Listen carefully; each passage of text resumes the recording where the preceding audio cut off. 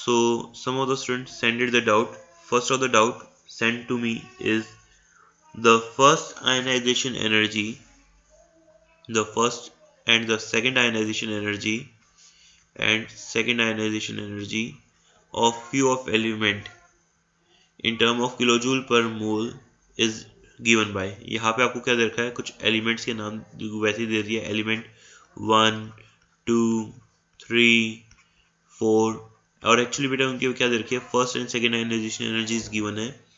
जैसे वैल्यू दे रखी है 2372 5251, ठीक है। सेकेंड यहाँ पे दे रखी है सेकेंड एलिमेंट की first ionization energy 520, second ionization energy 7300, यहाँ फर्स्ट आयनाइजेशन एनर्जी दे रखी है 900, सेकेंड दे रखी है 1760, और यहाँ पे फर्स्ट आयनाइजेशन एनर्जी दे रखी है 1680 एंड सेकेंड आयनाइजेशन एनर्जी दे रखी है 3380। तो इस तरह से आपको चार एलिमेंट है ये आपको नाम दे रखे हैं 1 2 3 4, और उनकी बेटा first and second ionization energy आपको शो होनी है। तो मैं आपको आयनाइजेशन एनर्जी से पहले एक चीज समझाने की कोशिश करता हूँ। बेटा यू आर फाइंडिंग, आपको ये सिखाया गया है कि लेफ्ट टू राइट जाते हो, लेफ्ट टू राइट जाते हो तो आयनाइजेशन एनर्जी जो होती है वो इंक्रीज होती है ना। और आप लोगों को ये पता है कि ग्रुप 18 की आयनाइजेशन एनर्जी बहुत हाई होती है, ग्रुप 18 की आयनाइजेशन एनर्जी हाई होती है ना। तो बेटा यहाँ पे आप नोटिस कर रहे हो कि ये जो आयनाइजेशन एनर्जीज की वैल्यू है ये बहुत ज़्यादा वैल्यू है। जो मैं ये मान के चलता हूँ कि इसकी फर्स्ट आयनाइजेशन एनर्जी ही बहुत ज़्यादा है, means it must be from group 18। ये किससे बिलोंग करना चाहिए, ग्रुप 18 से, क्योंकि फर्स्ट आयनाइजेशन एनर्जी ज़्यादा है, सेकंड तो और ज़्यादा होनी ही थी, ठीक है। इस केस के अंदर आप नोटिस कर रहे हो कि फर्स्ट आयनाइजेशन एनर्जी कितनी है 520, काफ़ी कम है, लेकिन उसके जैसे ही एक इलेक्ट्रॉन को डोनेट कर देगा उसके बाद में उसकी सेकेंड आयनाइजेशन एनर्जी क्या हो गई है, बहुत ज़्यादा हो गई है, बहुत बहुत ज़्यादा एक्सट्रीमली हाई हो गई है। Means this one element should be belong from group 1, क्योंकि ग्रुप 1 के एलिमेंट की फर्स्ट आयनाइजेशन एनर्जी कम होती है लेकिन सेकेंड आयनाइजेशन एनर्जी उनकी बहुत ज़्यादा हाई होती है, ठीक है। यहाँ पे थर्ड एलिमेंट है, इसकी आप नोटिस कर रहे हो फर्स्ट आयनाइजेशन एनर्जी 900, सेकेंड 1760, मतलब आप लोग नोटिस कर रहे हो कि वैल्यू ज़्यादा नहीं है, इंक्रीज भी हो रही है लेकिन ज़्यादा इंक्रीज नहीं है, एक स्टेबल पैटर्न में हो रही है। तो आप इसको मान सकते हो ये किसी भी ग्रुप से हो सकता है, या आइदर फ्रॉम ग्रुप 2 हो सकता है, आइदर फ्रॉम ग्रुप 13 हो सकता है, आइदर फ्रॉम ग्रुप 14 हो सकता है, क्योंकि फर्स्ट के बाद में सेकेंड आयनाइजेशन एनर्जी की वैल्यू भी ज़्यादा नहीं है, जो पैटर्न है उसी के अकॉर्डिंग है। तो ये कोई भी हो सकता है, मुझे नहीं पता। फिर इसकी वैल्यू ले रहे हो तो 1680, तो ऑब्वियस सी बात है ना, मैं अभी अभी बता रहा हूँ लेफ्ट टू राइट जाते हो तो वैल्यू इंक्रीज होती है। तो मान लीजिए अगर यहाँ पे कोई एलिमेंट 520 वाला था, यहाँ 600 वाला होगा, फिर 800 वाला, 900, तो इस तरह करके यहाँ पे कोई 1680 भी होगा। तो यहीं पे it must be belong from the first और सेकंड में आप देख रहे हो डबल का ही पैटर्न चल रहा है, मतलब कोई वो ज़्यादा वाली बात नहीं है, तो नॉर्मल ग्रुप वाली ही बात है। तो it must be from group, आपका क्या होना चाहिए, इसका आपका वही 14 से हो सकता है, 15 से हो सकता है, 16, तो मतलब इस तरह के एलिमेंट से मिलेगा। तो यहाँ पे अगर इसकी वैल्यू आप देख रहे हो ज़्यादा है, इसकी कम है, तो इसकी प्रोबेबिलिटी तो ग्रुप 2 की ज़्यादा है और इसकी प्रोबेबिलिटी आगे के ग्रुप्स की ज़्यादा है। तो ये बेटा आइडिया लगाना है अभी आपको, इसके बेसिस पे आपको आंसर्स देने हैं। बोला गया है रिएक्टिव मेटल, बताइए 1 2 3 4 में से सबसे ज्यादा रिएक्टिव मेटल कौन सी होगी। तो आपको पता दिख रहा है कि सेकंड एलिमेंट जो है उसकी फर्स्ट आयनाइजेशन एनर्जी काफी कम है, और फर्स्ट जिसकी आयनाइजेशन एनर्जी कम होती है वो एलिमेंट उतना ही ज्यादा रिएक्टिव होता है। More with the smaller with the ionization energy, more with the reactivity. तो मोस्ट रिएक्टिविटी कौन होता है, ग्रुप 1 ही होता है ना। तो ग्रुप 1 के एलिमेंट कौन सा है, एलिमेंट नंबर 2, ये जो नाम है, मैं आप नाम ले लो ना, ए एलिमेंट है, बी है, सी है, डी है, तो यू कैन से कि बी एलिमेंट जो है वो सबसे ज्यादा रिएक्टिव है। और non reactive non metal, reactive non metal, ऐसी कोई मेटल नॉन मेटल जो कि रिएक्टिव भी है। तो रिएक्टिव के नाम पे बेटा यहाँ पे मैं बता रहा हूँ ना कि यहाँ पे आप नोटिस कर रहे हो कि ये मैंने बताया कि इसकी आयनाइजेशन एनर्जी ज्यादा, तो ये आगे के ग्रुप में होगी। भाई नॉन मेटल कहाँ पे होती है, नॉन मेटल आगे के ग्रुप में ही तो होती है, ग्रुप 15 16 17 यहीं पे तो जाके आती है। तो यहाँ पे 14, तो हो सकता है इनमें से कोई भी हो। तो मस्ट बी जो आंसर बनेगा वो क्या होना चाहिए, non metal will be from the element D. तो मतलब इन ग्रुप में से होनी चाहिए, तो आंसर क्या आएगा आपका, answer will be D, element will be there. A noble gas, इन चारों में से नोबल गैस कौन सी दिख रही थी, मैंने कहा ना जिसकी फर्स्ट आयनाइजेशन एनर्जी बहुत ज्यादा है, तो ऑब्वियसली बात है फर्स्ट आयनाइजेशन एनर्जी बहुत ज्यादा है तो वो नोबल गैस होगा। तो एलिमेंट ए जो है, एलिमेंट ए जो है वो आपका एक्ट करेगा as a noble gas. Group 18 element मैंने ऊपर ही नोट कर लिया था। और उसके बाद में लिखा है a metal that forms a stable binary halide AX2, एक ऐसा कंपाउंड जो कि AX2 बनाएगा।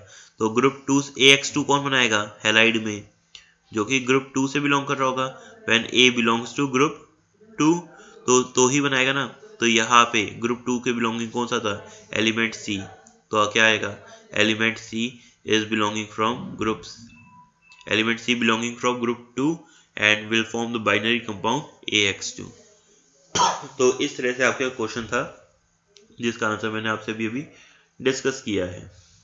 एक और क्वेश्चन आया है मेरे पास और नेक्स्ट क्वेश्चन की तरफ चल रहा हूं मैं। तो नेक्स्ट क्वेश्चन कुछ इस तरह से आपका,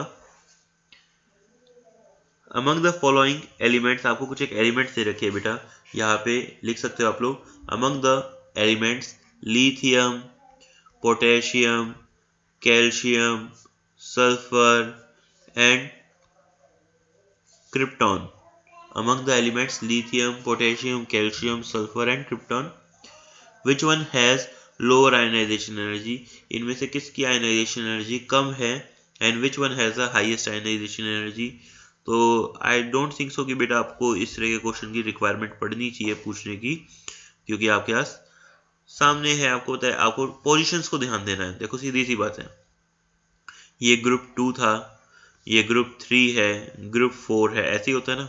आपको पता है कैल्शियम कहाँ होता है, पोटेशियम के यहाँ पे जस्ट बाजू में होता है कैल्शियम, है ना। आपको पता है सोडियम वाली ही लाइन में जब आगे जाते हैं तो आगे जाके 16 नंबर पे क्या आता है, सल्फर।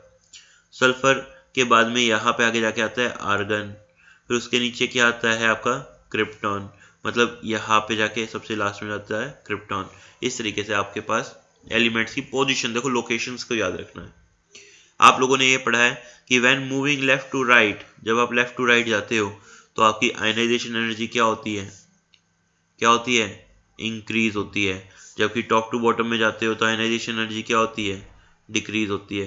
तो ऑब्वियस सी बात है, इसको जब आप इस पैटर्न को फॉलो कर रहे हो, तो इस पैटर्न को फॉलो करते हुए अब आपको एक बार अच्छे से चेक करो, which must be have the lowest ionization energy. बताइए किसकी आयनाइजेशन एनर्जी सबसे कम होनी चाहिए, बताइए, आप बताइए बेटा। आंसर आप नहीं दोगे तो मैं भी छोड़, potassium. Potassium. And which must have the highest ionization energy, which must have the highest ionization energy, answer argon. will be argon। Argon krypton.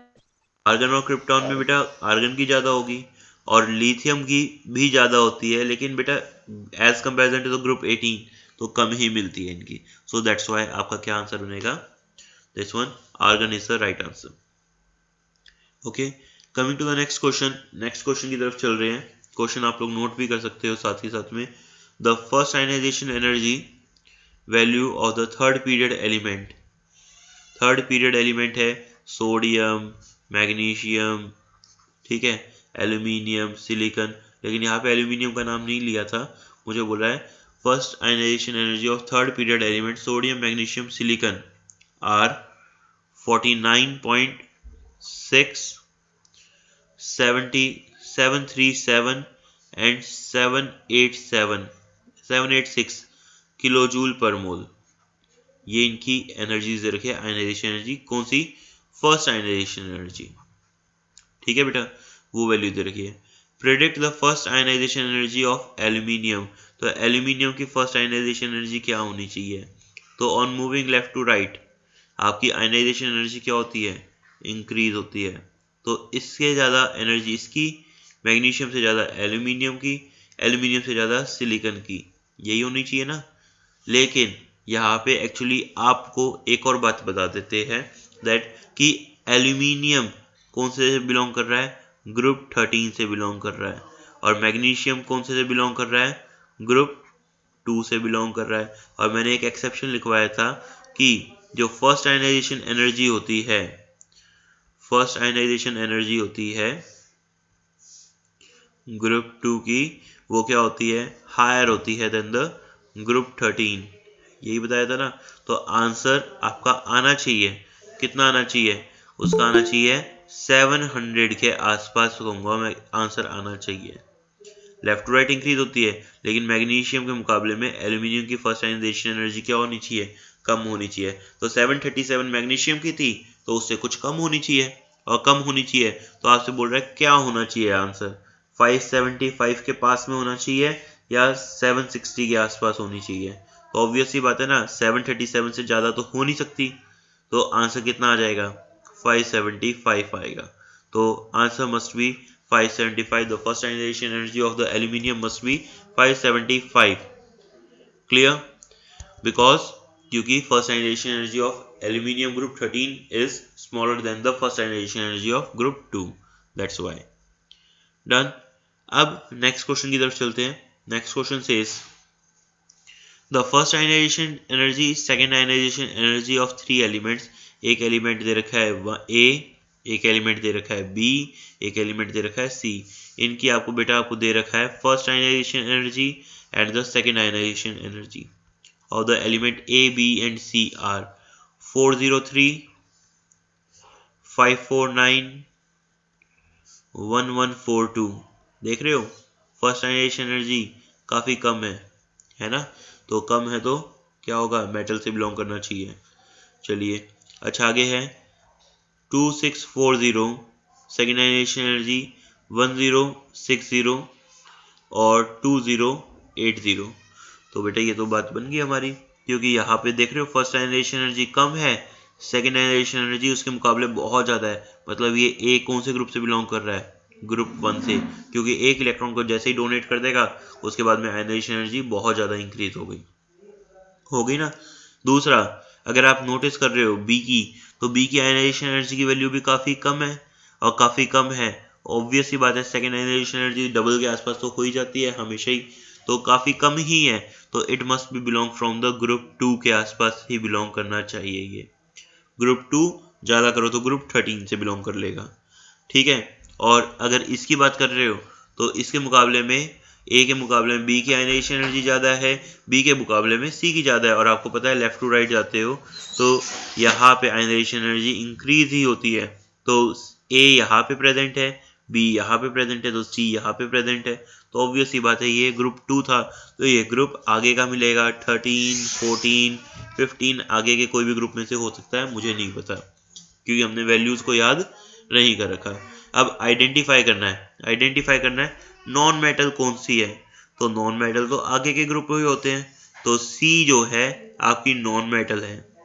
Alkali metal कौन है इनमें से, तो एल्कली मेटल बेटा आपके पास कौन सी होगी, जल्दी बताओ, एल्कली मेटल कौन होती है, ग्रुप 1 ए। और एल्कलाइन अर्थ मेटल कौन होगी, एल्कलाइन अर्थ मेटल बी।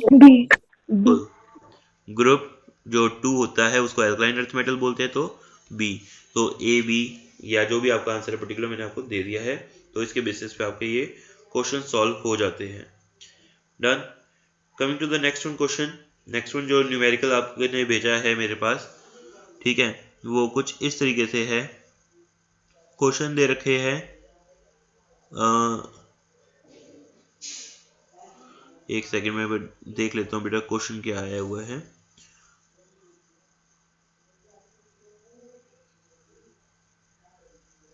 ये कल वाला ही क्वेश्चन था, मैंने जो एक करवाया था उसका शायद सॉल्यूशन भेजा हुआ है बच्चे ने। क्वेश्चन कुछ इस तरीके से दे रखा है, मैंने याद हो तो कल करवाया भी था कि the ground state electronic configuration of element है बेटा, एक U, एक है V, एक है W, एक है X और एक है Y। ये 5 एलिमेंट दे रखे हैं, इनकी इलेक्ट्रॉनिक कॉन्फ़िगरेशन दे रखी है 1s2, 2s2, 2p3। ये आपको पता है नाइट्रोजन होता है, ठीक है। V की दे रखी है 1s2, 2s2, 2p6, 3s1। ये आप सबको पता है सोडियम होता है। W दे रखा है 1s2, 2s2 2p6 3s2 3p2। तो ये आपको दे रखा है सिलिकॉन, ठीक है। X दे रखा है 1s2 2s2 2p6 3s2 3p6 3d5 4s2, मतलब मैग्नीज दे रखा है।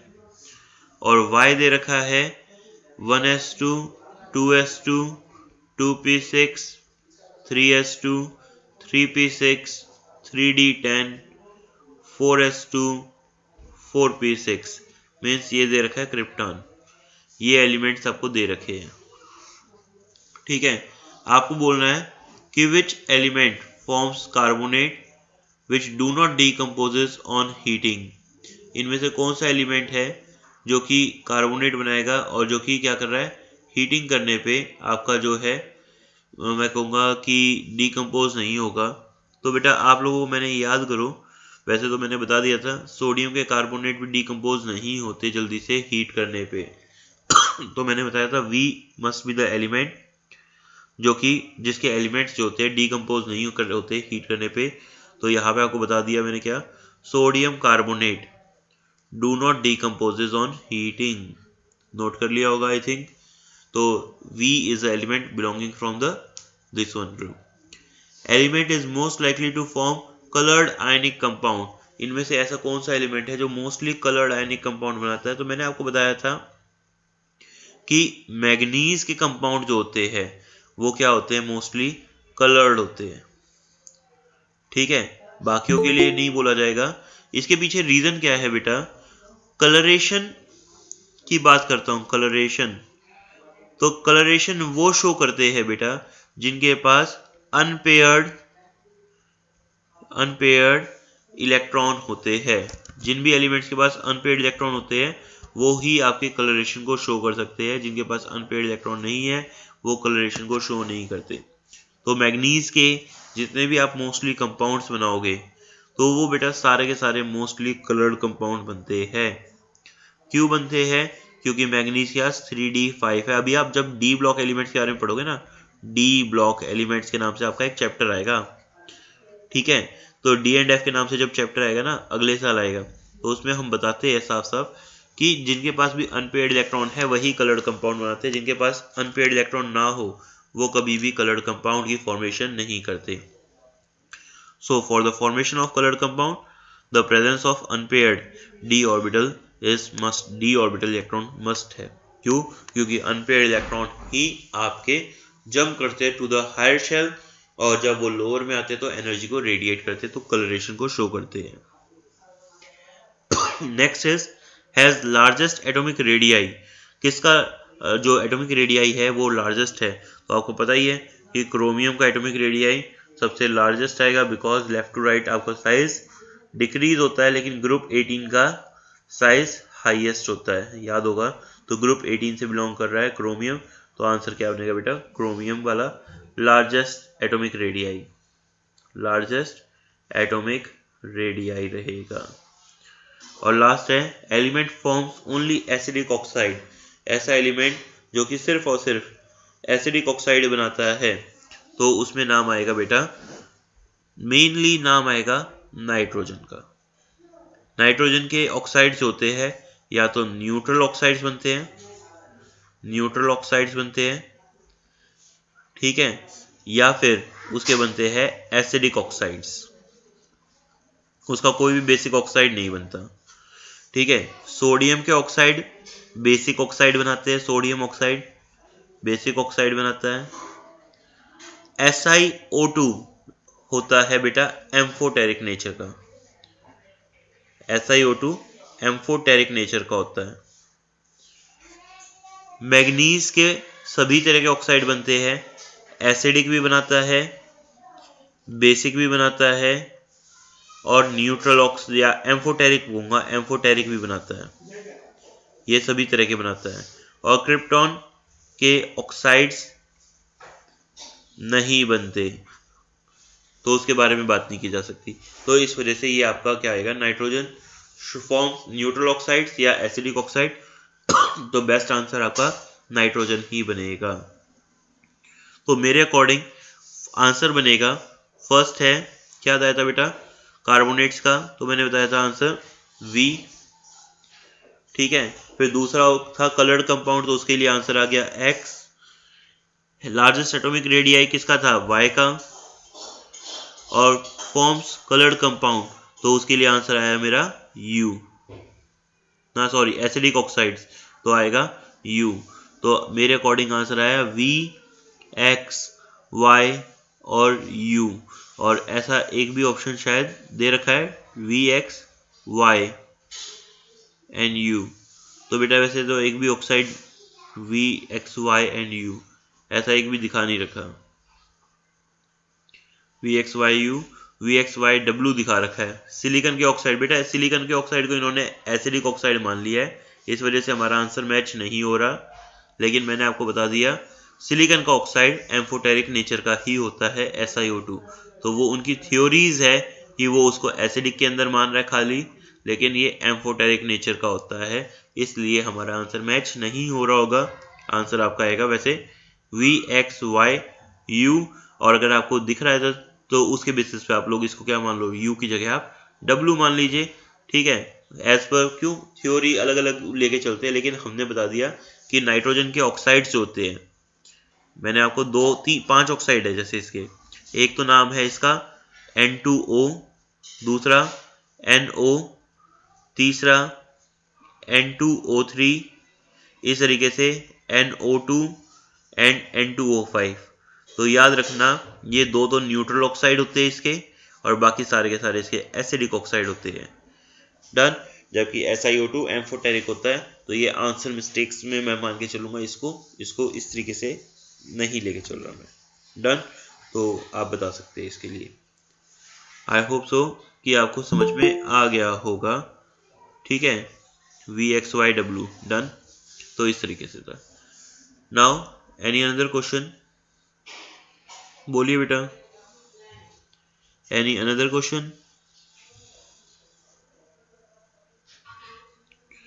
No doubts. तो हम आज आगे के लिए चल रहे हैं, आगे के टॉपिक से।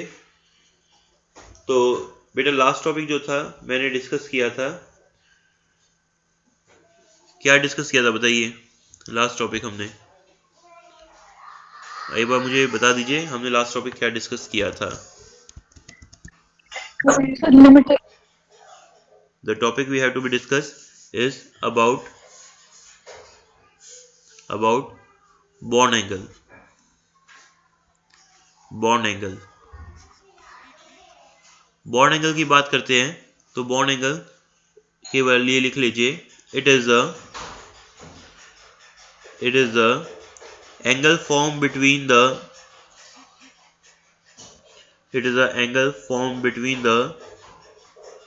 line representing the orbital containing the bonded electron।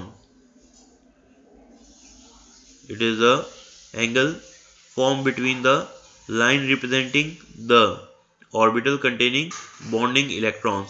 जो bonding electrons है उनके बीच में जो आपके बनते हैं, आपके जो एंगल बनता है वो क्या होता है, आपका बॉन्ड एंगल कहलाता है। जैसे कि आपने लिया H2O, तो H2O लिया, तो आपने ये इस तरह से आपने H2O का स्ट्रक्चर बनाया है। तो H2O के अंदर क्या होता है बेटा, ऑक्सीजन के पास लोन पेयर, टोटल कितने इलेक्ट्रॉन होते हैं, 6 इलेक्ट्रॉन प्रेजेंट होते हैं। तो मैं कहूँगा 1, 2, 3, 4, 5 एंड 6 इलेक्ट्रॉन्स ये ऑक्सीजन के यहाँ पे अवेलेबल है। मैं कह देता हूँ एक बार, 1, 2, 3, 4, 5 and 6। And out of these 6 electron, इसने 2 हाइड्रोजन के साथ में बॉन्डेड पेयर बना रखे हैं।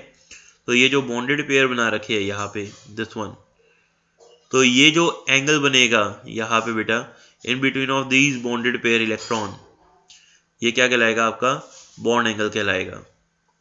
जबकि ये जो खाली इलेक्ट्रॉन है, खाली इलेक्ट्रॉन क्या कहलाते हैं, आपके लोन पेयर कहलाते हैं। Free electrons are known as lone pair. ये आपका क्या होते हैं, ये आपके होते हैं bonded pair. So the bond form between the bonded pair are known as bond angle. Done. bond angle is used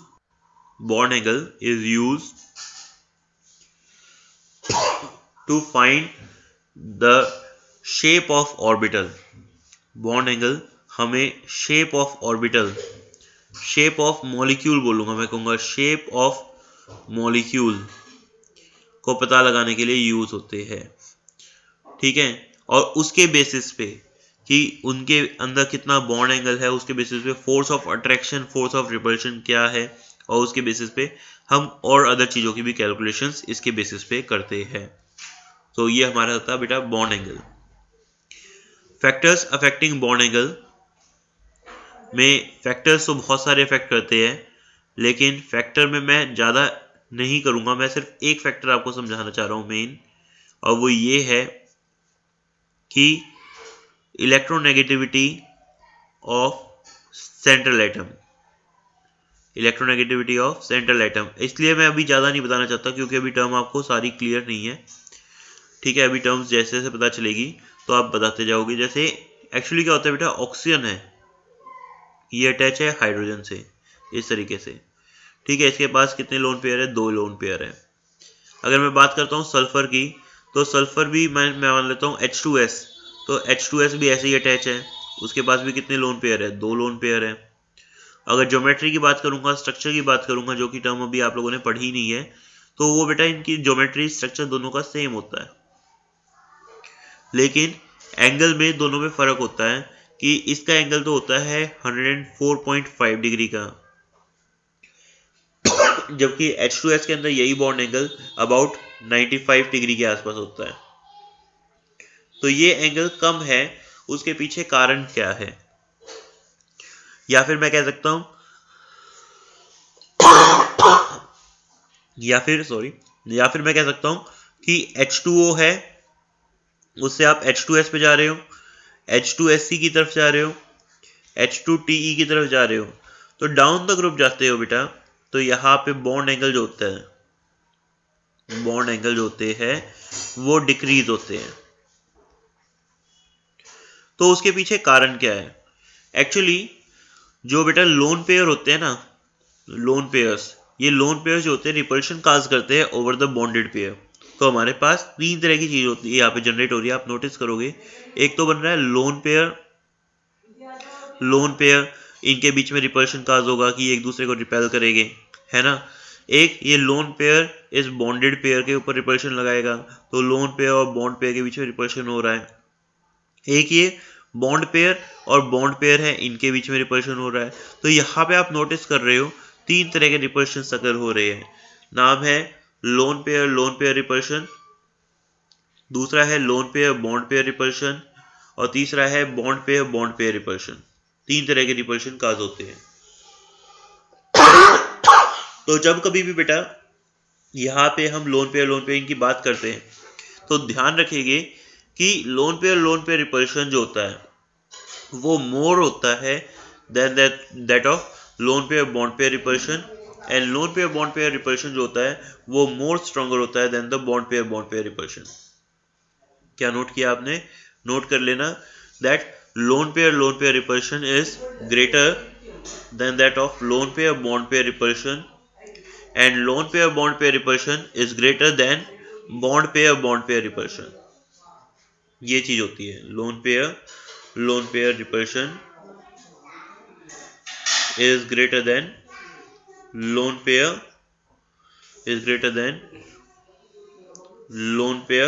bond pair एक बार लिख लेना आप लोग, फर्स्ट टाइम लिखोगे तो, ठीक है। And it is greater than that of bond pair repulsion, इस तरीके से होता है।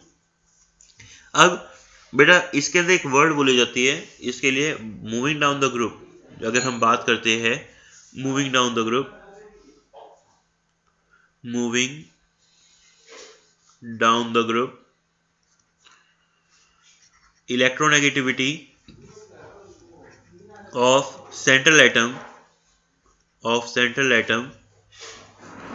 decreases। क्या होती है, इलेक्ट्रोनेगेटिविटी डिक्रीज होती है, due to which bond angle decreases. जिसकी वजह से क्या होता है, बॉन्ड एंगल जो होता है आपका डिक्रीज होता है मूविंग डाउन द ग्रुप। अब इसके पीछे ये लैंग्वेज है, सिर्फ और सिर्फ लैंग्वेज, समझने के लिए सफिशिएंट नहीं है। समझने के लिए मैं बताता हूँ कैसे होता है ये एक्चुअली। तो एक्चुअली यहाँ पे एक्चुअली क्या हो रहा है बेटा, जब हम टर्म्स को देख रहे हैं तो मैं यहाँ पे जा रहा हूँ, इधर से एक बार फिर से स्ट्रक्चर बना रहा हूँ। आप लोगों ने ये देखा, ये ऑक्सीजन है, इधर हाइड्रोजन अटैच है, इधर हाइड्रोजन अटैच है। मैं ये मान के चलता हूँ H2O में और H2S के अंदर बॉन्ड लोन पेयर रिपल्शन जो होते हैं, सब में रिपल्शन सारी तरह के बराबर है। लेकिन आप एक बात समझिए, सल्फर का साइज तो बड़ा है, तो ये साइज जो होगा मैं कहूँगा एंगल इक्वल बना लिया, लेकिन बॉन्ड लेंथ क्या होगी, ज़्यादा होगी। मैं कहता हूँ कि यहाँ पे जो होता है बेटा, एंगल होना चाहिए था कितना, 109 डिग्री 28 मिनट का एंगल होना चाहिए था, 109 डिग्री 28 मिनट का। जैसे कि आपका CH4 होता है, आप लोगों ने पढ़ा है टेट्राहेड्रली अटैच होता है एक दूसरे से, 10th क्लास में सुना होगा। तो ये एक दूसरे से टेट्राहेड्रली अटैच है इस तरह से, तो एंगल सब में बराबर होता है 109 डिग्री 28 मिनट का। लेकिन यहाँ पे हमने कहा लोन पे रिपल्शन ज्यादा था, तो लोन पे रिपल्शन ज्यादा था तो, और बॉन्ड पे रिपल्शन कम था, तो इसकी वजह से ये एक दूसरे के थोड़े थोड़े से क्लोज आ गए, और एंगल जो 109 डिग्री 28 मिनट का बनना था उसकी जगह एंगल कितने डिग्री का बना, 104 डिग्री 28 मिनट का बना। लेकिन एक सर्टेन लिमिट के बाद में ये एक दूसरे के और क्लोजर नहीं आए, है ना। क्यों, क्योंकि इनके बीच में भी तो हिंड्रेंस है भाई, ये दबेगे एक लिमिट तक ही तो दबेगे, उसके बाद में तो वो ये भी आगे हो जाएगा कि नहीं भाई मैं तो नहीं दबता, मैं तो और क्लोजर नहीं जा रहा, मेरे में तो हिंड्रेंस पहले ही ज़्यादा हो रहा है। तो एटम्स जो होते हैं एक दूसरे को हिंडर करते हैं। हिंडर का मतलब होता है रिपेल करना।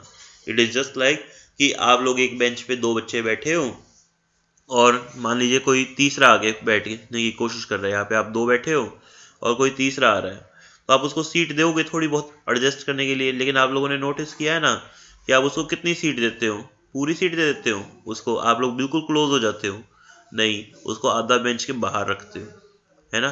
थोड़ी सी सीट एडजस्ट करने के लिए देते हो, कहोगे कि सर हम यहाँ से थोड़ा सा अपना अपना यहाँ पे इस तरफ मूव कर गए और उसको थोड़ी सी सीट यहाँ पे जस्ट बैठने के लिए दे दी। तो वही चीज यहाँ पे है। यही चीज अगर आप सल्फर में कंसीडर करोगे तो बेटा सल्फर के केस के अंदर एटम का साइज बड़ा होता है। मैं कहूँगा इसका एंगल भी 104 डिग्री 28 मिनट का है, मान लिया एक बार। तो लेकिन आप नोटिस कर रहे हो कि इन पहले वाले एटम्स के बीच की डिस्टेंस इतनी थी, अब बॉन्ड लेंथ ज्यादा होने की वजह से इन एटम्स के बीच की डिस्टेंस तो अब तो ज्यादा है ना। और अगर एटम्स के बीच की डिस्टेंस ज्यादा है तो ऑब्वियस सी बात है इनमें हिंड्रेंस क्या होगा, स्मॉल होगा। और हिंड्रेंस अगर इसके अंदर स्मॉल होगा तो ऑब्वियस सी बात है इनमें अभी इस तरफ मूव करने की अभी चांसेस ज़्यादा है। तो उस वजह से ये क्या होता है, मैं कहूँगा कि ये अपने आप को यहाँ से शिफ्ट करके यहाँ पे ले आएगा, और जैसे ही अपने आप को शिफ्ट करके यहाँ से इस तरफ ले आएगा तो मैं कहूँगा इसका बॉन्ड एंगल बेटा डिक्रीज हो जाता है। तो ये चीज़ मेनली जो अकर होती है वो इस वजह से होती है कि एटम जितना दूर होता है तो उसमें इलेक्ट्रॉन क्लाउड भी थोड़े से दूर दूर रहते हैं। इलेक्ट्रॉन क्लाउड दूर दूर रहते हैं तो उस केस के अंदर उनके मूव करने की, उनके इकट्ठे होने की टेंडेंसी क्या होती है, थोड़ी सी कंपैरेटिवली ज़्यादा होती है। तो ये चीज़ अकर होती है। मान लीजिए यही चीज़ मैं आपको एक सिंपल सी लैंग्वेज में आपको कहूँगा कि बेंच क्लास के अंदर है, नॉर्मल छोटे साइज़ का है, तो उसमें आप लोगों ने उसको थोड़ी सी जगह दी, है ना, थोड़ी सी जगह प्रोवाइड की। अगर मान लीजिए बेंच थोड़ा बड़े साइज़ का होता तो ऑब्वियस ही बात है, आप दो थे तो आप उसकी जगह पे आप थोड़ा सा और ज़्यादा जगह देने को तैयार हो, उसके लिए हिंड्रेंस कम है तो वो आराम से बैठेगा। तो ये चीज़ का एक रीज़न रहेगा जिसके बेसिस पे आप कह सकते हो कि कोई भी एटम जो होता है वो किस तरह से मूव करता है। दूसरा फैक्टर एक और इफेक्ट करता है कि बेटा जो सराउंडिंग में एटम अटैच हो रहा है उसका साइज कैसा है। मान लीजिए सराउंडिंग में एटम जो अटैच है वो लार्ज साइज का है। एक क्वेश्चन बोला जाता है, मैं कहूँगा NF3 तो बनता है लेकिन NCl3 नहीं बनता। कारण क्या है? तो उसके पीछे कारण क्या आता है बेटा? N के साथ में 3 F अटैच कर रहे हो सराउंडिंग में, ठीक है। तो ये अपने आप में स्मॉल एटम था, सराउंडिंग में 3 छोटे एटम अटैच होना चाह रहे थे तो हो गए। लेकिन अगर यहीं पे मैं कहूँगा इस छोटे से एटम के ही सराउंडिंग में मैं कहूँगा 3 क्लोरीन अटैच करने की कोशिश करूंगा, तो क्लोरीन का साइज क्या होगा? बड़ा होगा, और साइज बड़ा होगा तो बेटा उसकी वजह से क्या होगा? वो एक दूसरे के क्लोजली अटैच नहीं हो पाएंगे, और क्लोजली अटैच नहीं हो पाएंगे तो उसकी वजह से क्या होगा? रिपल्शन काज होगा, रिपल्शन काज होगा तो वहां भी एटम अटैच नहीं हो सकते। इट इज सेम है, फिर से वही चीज जो बेंच वाला केस अभी अभी बताया। छोटा एक मान लीजिए एक स्मॉल कोई भी बेंच है, उसके सराउंडिंग में आप इकट्ठे हो रहे हो, ठीक है। एक बड़ी टेबल है आपके पास, उसके सराउंडिंग में आप इकट्ठे हो रहे हो, तो किस में इजीली आप बैठ पाओगे? आप मान लीजिए, या बॉन्ड एंगल की बात करेंगे तो किस में ज़्यादा होगा? जो बड़े साइज के आइटम हो गए तो उसके रिगार्डिंग क्या होगा? उसमें सराउंडिंग में इजीली हो पाएंगे, ठीक है। लेकिन बॉन्ड एंगल ज़्यादा होगा, और छोटे साइज के हो गए तो उसमें बॉन्ड एंगल कम होगा। तो उसके बेसिस पे ये बॉन्ड एंगल की बात हम यहाँ से भी कर सकते हैं। Coming to the next one point, next heading डालेंगे आप लोग, और नेक्स्ट हेडिंग है बेटा आपकी bond length. Bond length, bond length के बारे में लिखेंगे that it is the distance between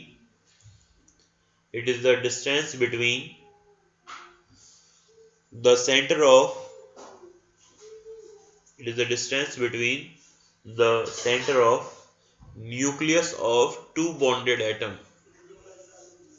It is the distance between the center of nucleus of two bonded atom. Center of two bonded atom are known as its bond length. Bond length of any compound is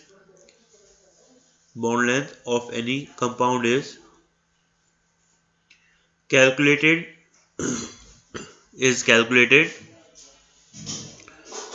from the X-ray diffraction method.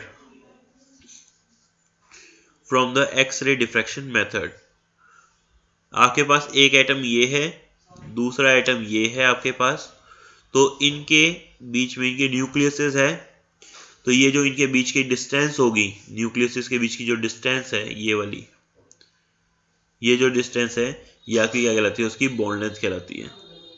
Means radius of atom A plus radius of atom B, तो ये जो सम है वो उसका क्या कहलाएगा बेटा? Bond length कहलाएगा। क्लियर? तो ये टर्म है। बॉन्ड लेंथ किस पे डिपेंड करेगी? साइज ऑफ एटम पे। Bond length of any molecule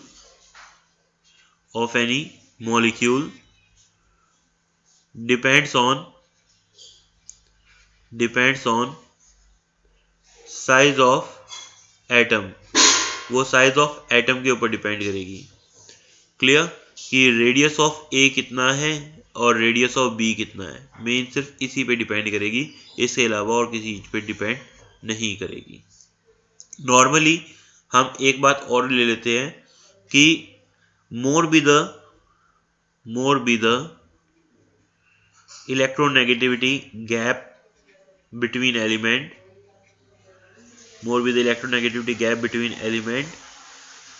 lesser